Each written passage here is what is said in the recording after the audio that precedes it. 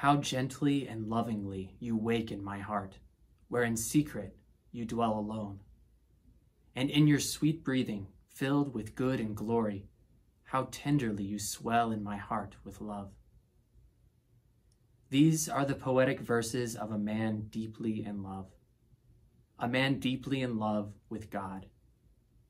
That man was St. John of the Cross. Juan de Yepes was born into a poor family in Spain in 1542. After the death of his father, he settled with his mother and older brother in the fairly large city of Medina del Campo when John was about 9 years old. Here, John would attend a local boarding school where he was taught to read, write, and serve Mass. John completed his studies at a Jesuit college when he was 21 years old. Although there were many religious communities in the city, John chose to enter the Order of Our Lady and become a Carmelite. He carried out his studies for the priesthood at the distinguished University of Salamanca. At age 25, he was ordained a priest and returned to his hometown to celebrate his first Mass. This visit home would completely change John's course in his life. Desiring a more solitary and prayerful life, John planned to leave the Carmelites and become a Carthusian hermit. Faithfully, John met Teresa of Avila, who convinced him to remain a Carmelite and to help her found a monastery of Reformed Carmelite friars. Teresa's zeal and love of the Lord were contagious, and John was completely convinced and invigorated after this meeting. The next year, when John was 26 years old, he would trade in his habit for the simpler habit of the Reform and would take the title John of the Cross. He lived with 2 other friars in a small, run-down house in a place called Duarello, which could hardly even be called a town. There, the newly founded Discalced Carmelite friars would devote themselves to prayer, penance, and preaching in the nearby towns. The Reform movement would grow with time, causing tensions within the Carmelite order. Eventually, John was taken prisoner and held in a cell in a monastery by the Carmelites who were uneasy about the Reform.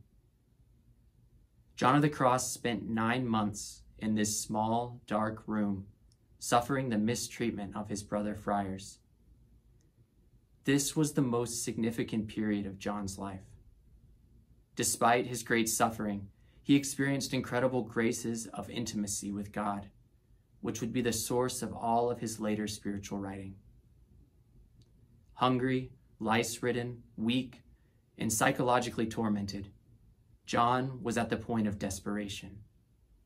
He knew he had no choice but to escape or die. What came next is like the scene from an action movie. In the dark of the night, he managed to pry the door to his cell off of its hinges, to tie together his blankets, and to rappel himself down the outside wall of the monastery, dangling dozens of feet above the sharp rocks below. John would later write about this fateful dark night in his poetry, relating it to the spiritual dark night that precedes union with God in the spiritual life.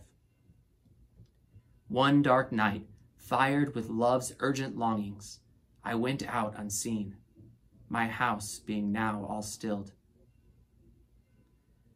John would spend his remaining years living a humble life of prayer in different monasteries throughout Spain, ministering to his brother friars, Carmelite nuns, and the laity, holding various positions of leadership and writing his poetry and spiritual treatises that he is so well known for today.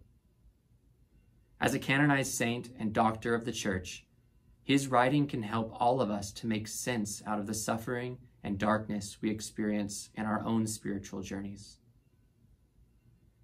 Personally, John of the Cross has had an incredible impact on my life. He has taught me how to pray, how to trust God in the midst of suffering, and most importantly, how to love. Guided by his teaching, but primarily through a personal relationship with him as our Holy Father in Carmel, we too seek to be men completely consumed with love for God. O guiding night, O night more lovely than the dawn, O night that has united the lover with his beloved, transforming the beloved in her lover.